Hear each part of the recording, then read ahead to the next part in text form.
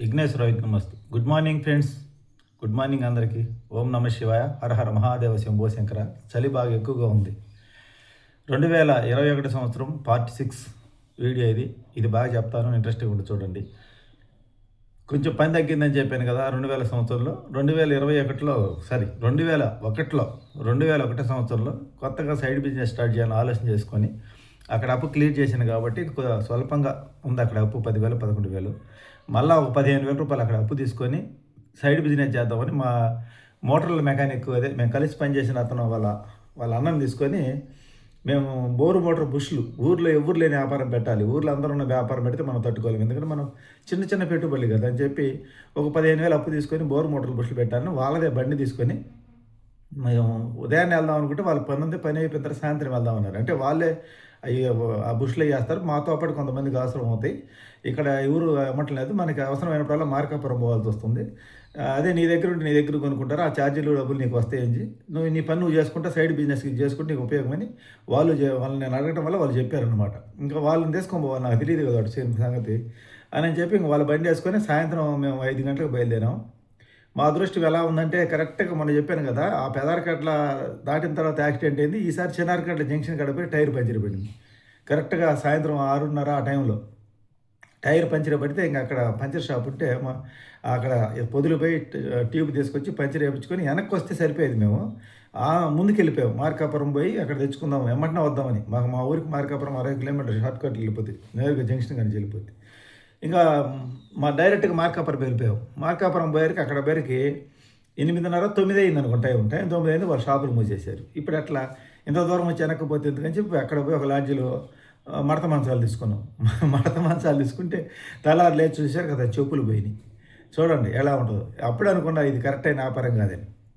ఇంకా అంతటితో ఆగకుండా ఉదయాన్నే మళ్ళీ వాళ్ళు షాపులు తీసారు 9 అయితేనే ఎర్రగొండపాలెం పోయాం బండి వేసుకొని. ఎర్రగొండపాలెంని కొంచెం రేటు తక్కువ పోతే ఇంకా ఇక్కడ దొరకనివి కూడా అక్కడ దొరుకుతాయని ఎర్రగొండపాలెం పోయి అక్కడ షాపులో బుష్లు అని తీసుకున్నాం. ఒక 10,000 12,000 తీసుకున్నా. అంతన వచ్చేసి వ్యాపారం స్టార్ట్ చేశారు. అవి నెలకి ఎంత అమ్ముడు పోతున్నాయి అంటే నెలకి అమ్ముడు పోయేదే 6,000 7,000 అట్ట పోతున్నాయి సామాన్ అమ్ముడు. అంటే అవి కూడా 2 3 షాపులో తీసుకుంటారు, అందరూ తీసుకోవట్లా. వేరే ఒక అతను పౌంట్రీ పెట్టి ఆ పౌంట్రీ చేసే ఒక అతనే ఉన్నాడు ఊర్లో, అతనే చేయాలి. ఇంకా తర్వాత ఇంకొక ఇద్దరు ఉన్నారు. ఇద్దరిలో ఈ ఒక అతను డైరెక్ట్గా ఎర్రగొండ మేళ పని నేర్చుకొని వచ్చి పెట్టాడు. వాళ్ళ పెద్ద పేరున్న ఫౌండరీ, మామూలు ఇంతకుముందు ఆయిల్ ఇంజన్లు పంపులు అవి చేసే ఫౌండరీ. వాళ్ళ కొడుకు మళ్ళీ ఆ పని లేదని ఈ ట్రైనింగ్ ఇచ్చి పెట్టాడు. ఇంకా వాళ్ళ దెబ్బకు మనం ఏడ తట్టుకుంటాం. కానీ మనకు కొని ఒక ఖాతాలు 4 ఉన్నారు, వేరే ఫౌండరీ ఉంది, అక్కడ చేయించుకుంటున్నారు వీళ్ళు. నెలకు 5,000 6,000 రూపాయల సామాన్ అమ్ముడిపోతున్నాయి. వాటికి నెల నేను మళ్ళీ అక్కడికి పోయి రావాలి. అంటే లాలం దొరికిందని గుర్రం కొన్నట్టు దానికోసం మళ్ళీ నేను ఒక బండి కొనాల్సి వచ్చింది. ఎవరు బండి అడుగుతాం వాళ్ళని మళ్ళీ అప్పు చేసి బండి కొన్నాం. మళ్ళీ అదా ప్రకారం నా అప్పు 25,000కి వెళ్ళిపోయింది. ఈ బోర్ మోటార్లు బుష్లు పెట్టిన తర్వాత సరే నేను ఈ పని చేసుకుంటూ అయ్యి అమ్ముకుంటే సరే నెలకి నా షాప్ రెంట్ కన్నా వస్తాయి సైడ్ బిజినెస్ అంటే నా పని అప్ అండ్ డౌన్ ఉంటుంది. షాప్ రెంట్ కన్నా వస్తాయి అనే లెక్కలో పెట్టాను అనమాట. అంటే సామాన్ అమ్మిన డబ్బులని కట్టచ్చు, తర్వాత మళ్ళీ అడ్జస్ట్మెంట్ చేయొచ్చు. పెట్టి ఒక 2-3 నెలలు జరుగుతుంది. నేను అప్పటికి 2-3 సార్లు పోయి సామాన్ తెచ్చాను. ఈ లెక్క కరెక్ట్గా రాసుకుంటూ ఉన్నాను. ఈ 2-3 నెలలు జరిగిన తర్వాత మా సెంటర్లో ఉండే షాప్ వాళ్ళకి అనిపించింది, ఇతను ఎట్టెట్ట పైకి పోతే ఇంక రేపు రాబోయే రోజుల్లో మోటార్లు అవి కూడా పెడతాడు, తర్వాత మన వ్యాపారానికి డ్యామేజ్ ఇద్దని వాళ్ళు ఏం చేశారంటే నన్ను పిలిచి, నేను వాళ్ళతో మాట్లాడితే ఈ వ్యాపారం జరగదని నన్ను పిలిచి నీకెందుకు మేము సపోర్ట్ చేస్తామని చెప్పి వేరే వాళ్ళు హోల్సేల్గా ఆర్డర్ పెట్టిద్దామని చెప్పి ఇవన్నీ దొరకవు హోల్సేల్ కొన్ని బుష్లు వాళ్ళు ఆర్డర్ పెట్టించారు. పెట్టించారంటే మనకి సేల్ కాని బుస్సులు రేట్ ఎక్కువి ఒక పెద్ద బాక్స్ తెప్పించారు. డబ్బులన్నీ అయ్యే తినేసి 12,000 13,000. ఇంకా నా దగ్గర పెట్టుబడి అయిపోయింది ఇంకా నా పని. ఇంకా ఇది తీసుకొచ్చి పెట్టారు. ఇదేంది ఇన్ని తెప్పించారంటే మనకు 4 సెట్లు 5 సెట్లు రావు, అక్కడ పైనుంచి పెట్టిస్తే హోల్సేల్ కట్టినా వస్తాయి అన్నారు. ఇంకా ఈ కాటాకేసుకోవాల్సింది. అవి సేల్ అయ్యేదే ఓపెన్ వెల్ సబ్మెర్సిబుల్ ఈ జల్దార్ మోటార్లు అన్నీ ఇంత బుష్లు వస్తాయి. సేల్ అయ్యేదే సంవత్సరానికి 1-2 సార్లు. మా ఊర్లో పాలేరుకి వాటికి ఉండేది తక్కువ, మొత్తం కలిపి 10-15 మోటార్లు కూడా ఉండవు. నాకు తెప్పించిన బుష్లు 30 బుష్లు అని తెప్పించారు. అవి రేట్ ఎక్కువ. ఇంకా నా వ్యాపారం అంతటితో ఒక దెబ్బ పడిపోయింది, ఫస్ట్ దెబ్బ. అయినా నేను ఆగకుండా చిన్నగా ఇట్లా అమ్ముకుంటా 3,000కి 4,000కి అమ్ముకుంటా, వాటి మీద 500 600 ఇస్తే 200 పెట్టి పెట్రోల్ పోసుకుని సామాన్ దాటం కష్టపడతా ఉండా. నేను ప్రయత్నంలో ఎప్పుడు కూడా విఫలంగా అలా ప్రయత్నం చేస్తుండా. ప్రతి సంవత్సరం ఏదో కొత్త ప్రయత్నం చేస్తూనే ఉండా. ఫస్ట్ జనరేటర్లు ప్రయత్నం చేశాను, పెట్టుబడి పెట్టి. తర్వాత ఈ ఆయిల్ ఇంజన్లకు పెట్టుబడి పెట్టాను. ఏటిలో కూడా పెద్దగా ఆదాయం రావటం లేదు. రాక మళ్ళీ ఈ పెట్టి సింపుల్గా ఉంటే బుష్లు అమ్ముకోవచ్చు నేను. కానీ మనం అనుకున్నంత తేలిగ్గా డబ్బులు పెట్టి వ్యాపారాలు చేయడంలో ఇంకా వీళ్ళు ఈ షాప్ వాళ్ళు ఆ పని చేసి ఏం చేసింటే కొన్ని రోజులకి అయినా నేను మొండికి పడి నేను తీసుకొచ్చుకుంటానే ఉండా. నెలకు 5,000కు 4,000కి అమ్మినా కూడా 4,000కి అమ్ముకుంటే 4 రోజులు 800 వస్తాయి. 300 ఖర్చు పెడితే రూ. 500 షాప్ రెంట్‌కి వస్తాయి. 500 నా పోరాటం అంతా అలా 500 కోసమే. పిల్లి పోరాటం ఎలికి పోరాటం అంతా గోసిగొడ్డ కోసం అన్నట్టు నా పోరాటం అంతా ఈ రూమ్ రెంట్ కోసమే. ఇలా నేను ఈ రూ. 20,000 పెట్టుబడి పెట్టి అంటే తర్వాత బండి ఒక రూ. 10,000 బండి కొనాలి. ఈ నెలకు 600 వడ్డీ కడతా 500 ఆదాయం తెస్తున్నా. 600 వడ్డీ కడుతూ నెలకు 500 ఆదాయం తెస్తున్నా చూడండి. ఇలా నేను నా పోరాటం చేస్తూనే ఉండా, సక్సెస్ అవ్వాలి, ఎదగాలని 1 సంవత్సరం రోజులు నేను పోరాటం చేస్తూ ఉండా. ఇదేమి ఎదుగు బొదుగు లేదు. కానీ ఈ సామాను కోసం కొన్ని కొరవైనా సరే మళ్ళీ ఎర్రగొండపాలెం పోయి తెచ్చుకోవాలి. పోయినప్పుడల్లా 200 బండికి. సాయంత్రం పూట ఇక్కడ మా ఊర్లో నేను 4 గంటలకు బయలుదేరి అక్కడ కరెక్ట్గా 100 కిలోమీటర్లే గంటన్నర 2 గంటలకు వెళ్ళిపోతా.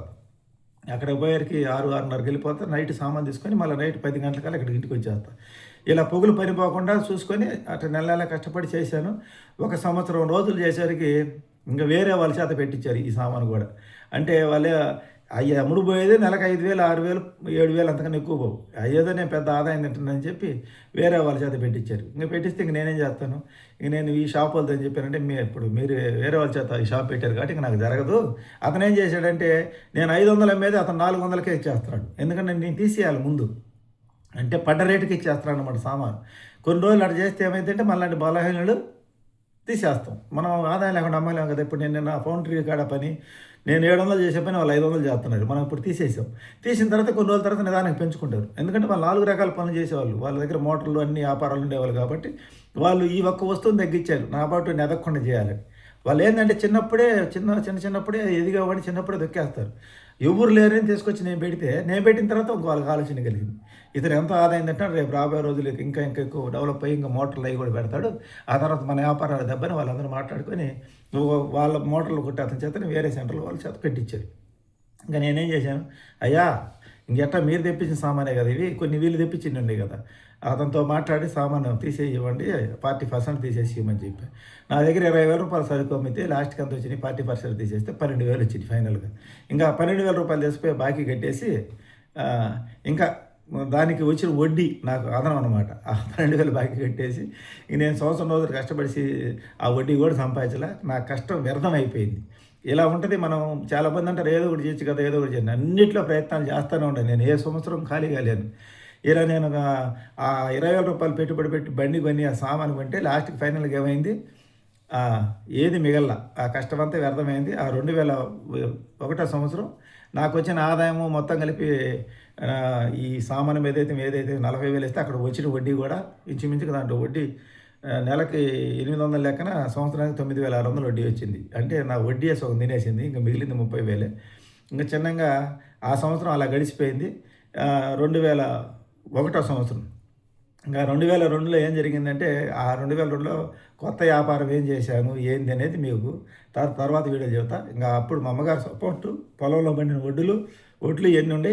ఈ 2001 సంవత్సరంలో మళ్ళీ ఏం చేశానంటే 2000 సంవత్సరం లాస్ట్ ఎండింగ్లో వచ్చేసరికి మా ఇంటి రమ్మ సడన్గా ఇల్లు ఖాళీ చేయమంది. ఈ విషయం చెప్పని మర్చిపోయి ముందే చెప్పాలి. ఇల్లు ఖాళీ చేయమంటే అప్పటికప్పుడు ఎట్ట చేస్తామంటే వారమే టైం ఇచ్చింది మాకు, మంచి రోజులు లేవని చెప్పి. ఎప్పుడు నవంబర్ నెలలోనో.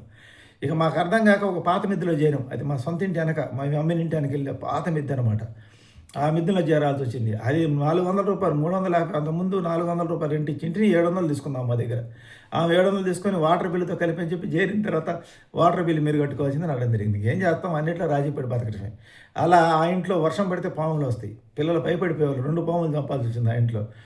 2 సంవత్సరాలు ఆ ఇంట్లో తర్వాత ఉన్నాము. ఆ ఇంట్లో చేరిన తర్వాత పడ్డ కష్టాలేంది, మంచి అయింది, చెడ్డైంది, 2002లో అసలు ఏం జరిగింది అనేది నేను చెప్తా. మొత్తానికైతే 2001లో మటుకు కొంచెం పర్లేదు జీవితం. ఈ సామాన్ అమ్మని ఆ పని అని అట్ట కాలక్షేపం చేసే పని. 2001లో 35,000 పని చేశాను. పొలంలో వడ్లు వేరే వాళ్ళకి ఇస్తే 6 బస్తాలు ఇచ్చారు. ఇంకా పోతే నాకు ఈ సామాను మీద అమ్మంగా మొత్తం లెక్కలు చూసుకుంటే ఈ సామాను మీద ఇంచుమించుగా 7,000, 8,000 వచ్చినాయి ఫైనల్ మొత్తం ఆదాయం. 8,000 వస్తే దాని వడ్డీలకు వాటికి పోయి నాకు 2,000, 3,000 మిగిలినాయి. మొత్తానికైతే నేను ఆ సంవత్సరం మొత్తం ఇంచుమించుగా 40,000 ఎంతో 42,000 సంపాదించినట్టు గుర్తు. అంటే 2000 సంవత్సరం కన్నా కొంచెం బెటర్ 2000, 3000 బెటర్ మెరుగైంది. 2000 సంవత్సరం అంత రిస్కులు 2001లో రాలా. వ్యాపారం చేసే కానీ ఎక్కువ రిస్కులు పడలా. సింపుల్‌గా తెలివిగా చేసుకుంటూ వచ్చాను. ఇది 2001 సంవత్సరంలో జరిగింది. 2002లో 2001 పర్లేదులే అనుకున్నాను. కొంచెం ఊపిరి పీల్చుకున్నాను. బండి కూడా కొనుక్కున్నాను. బండి ఉంది.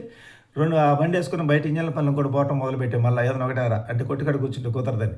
చాలా జరిగిపోయింది 2001లో. 2002 ఎంటర్ అయ్యేసరికి మళ్ళా ఒక సంవత్సరం బాగుంటే ఒక సంవత్సరం మళ్ళా కష్టాలు. ఏం కష్టాలు వచ్చినాయి, ఏంది, ఏం బాధలు వచ్చినాయి తెలుసుకోవాలంటే చాలా దారిద్ర్య బాధలు అనిపించాయి. 2002 అనిపించిన బాధలు నేను ఏ సంవత్సరం అనిపించలే. బాధలు అనిపించిన సంవత్సరాలు కానీ 2002 అనిపించిన నరకం ఏ సంవత్సరం అనిపించలే. ఆ నరకం ఏంది, ఆ బాధ ఏంది తెలుసుకోవాలంటే పార్ట్ 7 చూడండి. ఇంట్రెస్ట్గా ఉంటుంది వీడియో. ఇదైతే పార్ట్ 6 వీడియో అయితే ఇది. ఎక్కువ ల్యాగ్ చేస్తే మీకు నచ్చట్లేదు కాబట్టి ఈ వీడియో ఎక్కువ చెప్పకుండా ఇంతతో ముగిచ్చేస్తున్నా. వీడియో నచ్చితే లైక్ చేయండి, సపోర్ట్ చేయండి, షేర్ చేయండి, సబ్స్క్రైబ్ చేయండి. Thank you.